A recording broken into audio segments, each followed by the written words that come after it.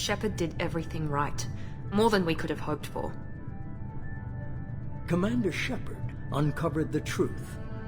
And still, it's not enough. We're at war. No one wants to admit it, but humanity is under attack. But they're sending him to fight Geth. Geth. We both know they're not the real threat. The Reapers are still out there. And it's up to us to stop them. The Council will never trust Cerberus. They'll never accept our help, even after everything humanity has accomplished. But Shepard, they'll follow him. He's a hero, a bloody icon. But he's just one man. If we lose Shepard, humanity might well follow. Then see to it that we don't lose him.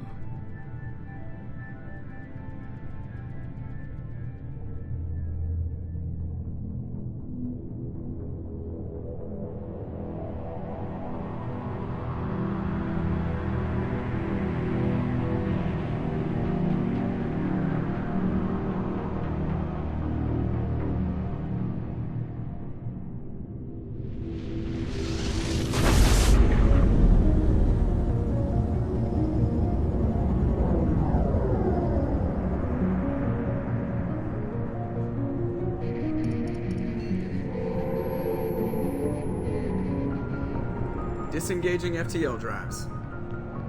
Emission sinks active. Board is green. We are running silent. We're wasting our time.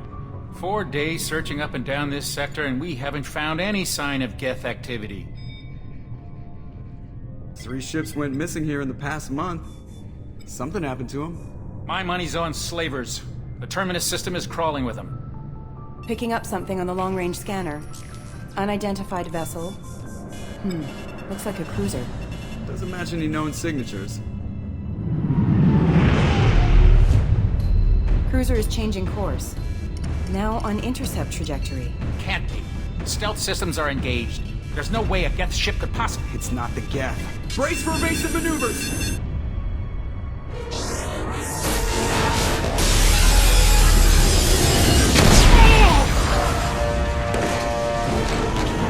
Presley! Kinetic barriers down! Multiple hull breaches! Weapons offline! Somebody get that fire out!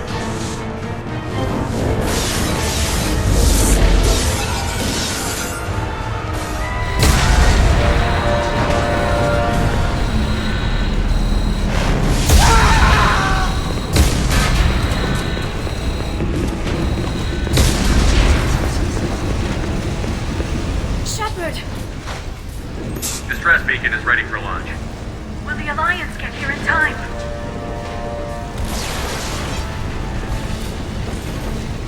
The Alliance won't abandon us. We just need to hold on. Get everyone onto the escape shuttle. Joker's still in the cockpit. He won't evacuate. I'm not leaving either. I need you to get the crew onto the evac shuttles.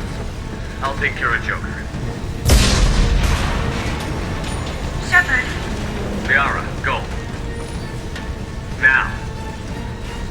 Aye, aye.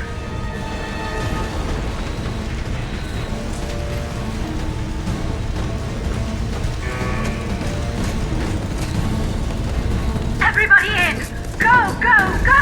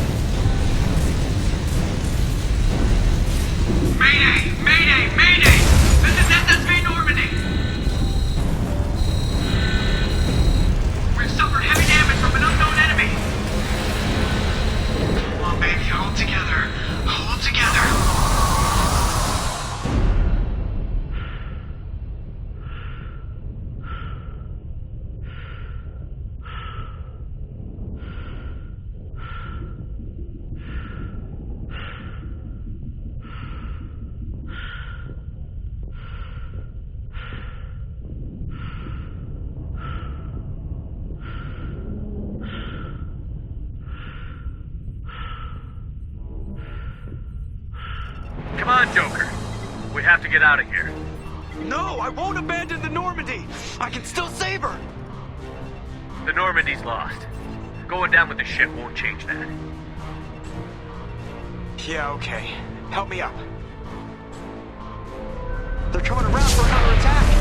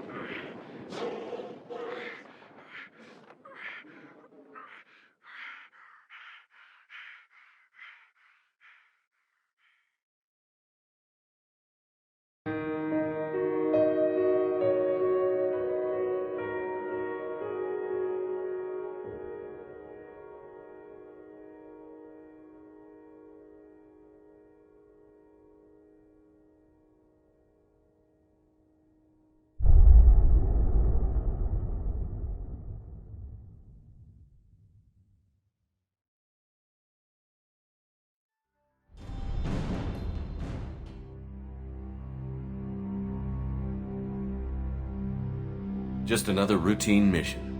Why do they always say that before a mission? Of course it's routine. You haven't done anything yet. It's everything that happens along the way. The choices you make, the paths you choose, that turn the routine into anything but. Of course, that's how it started. A routine mission, answering a distress call. And look where that got me. We were testing out the Normandy, Captain Anderson's new ship, when the distress call came in. An Alliance patrol on Eden Prime had been attacked. They'd seen something they couldn't explain. And whatever it was massive.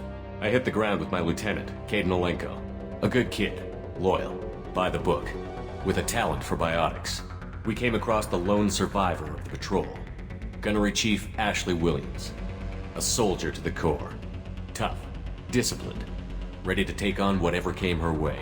Ashley joined up with us and took us to the spot where she lost her squad. That's when we saw it. The ship. Like nothing I'd ever seen. It was massive, scorching the colony and everything around it as it blasted away. We followed the path of destruction to an artifact, a beacon left by a long-dead race called the Protheans.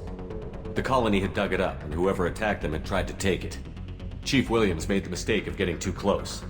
It hit her with some type of energy. I grabbed her and threw her out of the way. That's when it hit me. Hard. Every muscle in my body went rigid. I couldn't move, could barely breathe. Everything went black. And then I saw something. A vision. Dream. Nightmare.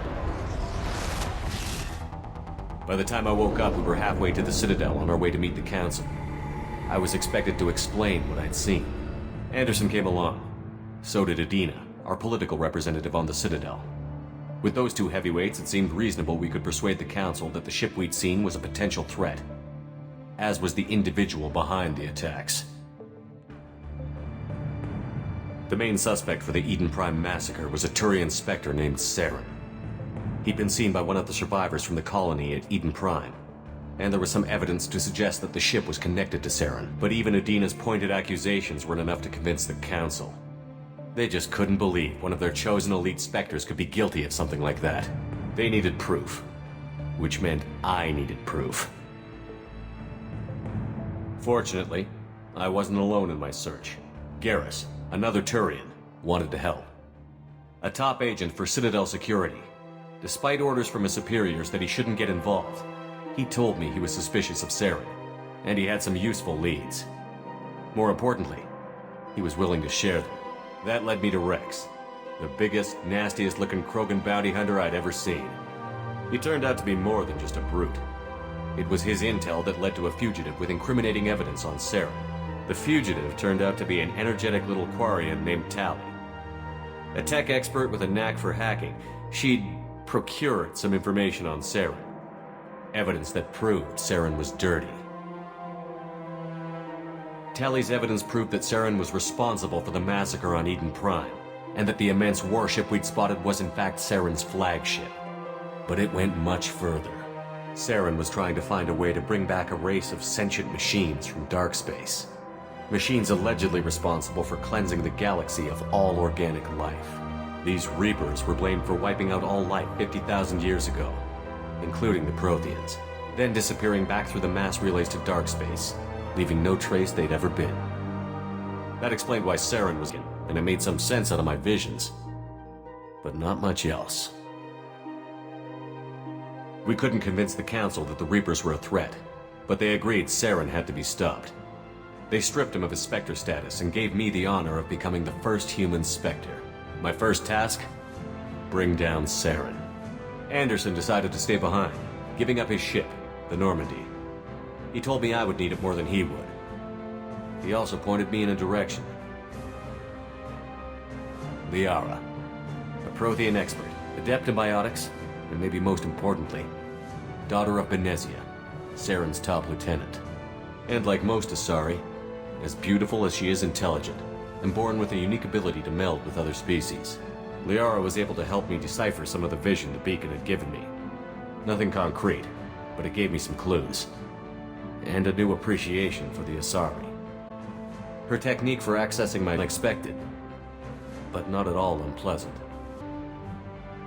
Ashley was a little concerned about the connection I shared with Liara. As commander, I knew either relationship had the potential to interfere with the mission. I told Liara about how I felt. Apparently she'd felt it too. But we agreed we wouldn't let it get in the way of our mission. Finding Saren. Thanks to Liara's help, we had our next lead. Benezia. Saren had taken her to Novaria, where he'd enslaved a dangerous race of insect-like creatures, the Rachni. He ordered Benezia to use the same technique Liara had used on me to extract information from the Rachni Queen. The Queen's drones were everywhere, and they weren't happy. We had to fight through hundreds of them to get to Benezia. By the time we arrived, Saren was gone. With the information, I tried to reason with Benezia, but Saren had indoctrinated her. He had somehow acquired the ability to control people's actions and wills. Benezia wouldn't surrender, and Liara was forced to watch her mother die in her arms. And I was left with an angry, dangerous Rachni Queen to deal with. She claimed her drones would do no harm if I released her. But the Rachni had terrorized the galaxy before. I couldn't do it. I wouldn't doom an entire species for past sins. And the Queen was true to her word. She left and took her army of drones with her. With Saren's top lieutenant dead, he was quickly running out of time and places to hide. I tracked him down at his base on Vermeer, but we soon learned it was more than a base of operations. It was a breeding ground. Saren was breeding an army of Krogan. He'd found a cure for the genophage, a disease inflicted on the Krogan to prevent them from breeding and taking over the galaxy. But the Krogan Saren was breeding were slaves, mindless beasts that obeyed Saren's will. I had to destroy the base, and all its research. Rex disagreed. Violently. Rex wanted the genophage cure for his people. I tried to convince him to help me destroy it, that these Krogan weren't real. But he wouldn't back down. Fortunately, Rex is smarter than he looks. He realized this wasn't the way to help his people, and that Saren was the real threat. When we finally got to the center of the base, I realized just how close Saren was to completing his plan. He was already in communication with the Reapers. Sovereign, Saren's flagship we'd all assumed was just a ship, was a Reaper. It spoke to me, threatened me. I could feel the menace it had for every living thing. It wanted me dead. It wanted us all dead. And I knew it was capable of doing just that. What I couldn't understand was why Saren would help it. But there was no time to think about it. Sovereign knew where we were. We had to destroy the base and get the hell out. I split up my team in 2 squads, sending Ash with one and Kaidan with the other as a distraction. We had a nuke, and we planned to use it. Before we could detonate the bomb, Saren showed up. We fought. I stalled him to make time for my team. And in talking to him, I realized the truth. It wasn't Saren who was indoctrinating everyone. It was Sovereign. The Reaper. And Saren was in deeper than all of them. He tried to convince me he was still in control. Said he found a way to reduce the Reapers. He was kidding himself. Or believing the lies Sovereign was telling him. Before I could convince him to stop, he ran, leaving me just seconds to extract my squad mates. I tried, but I wasn't fast enough. I could only save one of them. Ash was a good friend, and a great soldier. But I had to choose, and I chose Kaidan. That was the last time Saren would slip away from me. I knew then, the next time we met, one of us would die. With my team mostly intact, we chased Saren and his army to Ilos, a long-lost planet that had once belonged to the Protheans. As we prepared for what we knew would be a desperate fight, I spoke to my crew. We were just one ship, against Saren's growing army. I assured them all that despite the odds, we could defeat him. But Liara saw through my words. She knew I was hurting after Ash's death. She could sense my doubts. We both knew this mission could be our last. Until that moment, we'd put our feelings aside for the sake of that mission. But why wait? We gave in to each other. And it was perfect. While it lasted. We arrived on Ilos, close behind Saren. Once on the planet, we discovered a Prothean databank that helped me put the final pieces of my vision together. The Reapers had come 50,000 years ago. And every 50,000 years before that. Each time purging the galaxy of life. The Protheans had fought and died, like every species before them. But a few survived long enough to leave a rift. The Protheans had discovered that the Citadel was the key to mass relays. By sabotaging the Citadel, they found a way to close the relays to dark space, slowing the Reapers' return, giving us the time we needed to find a stop the Reapers once and for all. Saren knew this. He was leading his army to take control of the Citadel and re-establish the relays to dark space, bringing the waiting Reapers here to destroy us all. We followed him to the Citadel. It was intact, but heavily damaged. He had caught the Council fleets by surprise, and they were only now regrouping. And with Sovereign as his flagship, there was little hope the fleets could counterattack with enough strength to take back the Citadel. But Saren was done running, and I was done chasing him.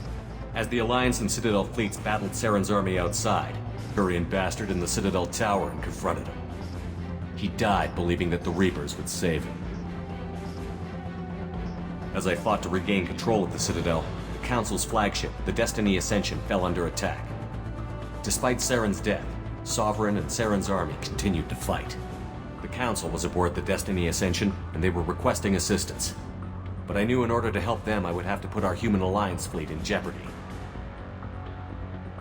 The Council had to be saved. They represented the hearts and minds of the galactic community. Without them, the fleets would be in disarray. Even with the Citadel back in my control, Saren defeated, and the Normandy leading the combined galactic fleet, the battle against Sovereign, a single Reaper, was relentless.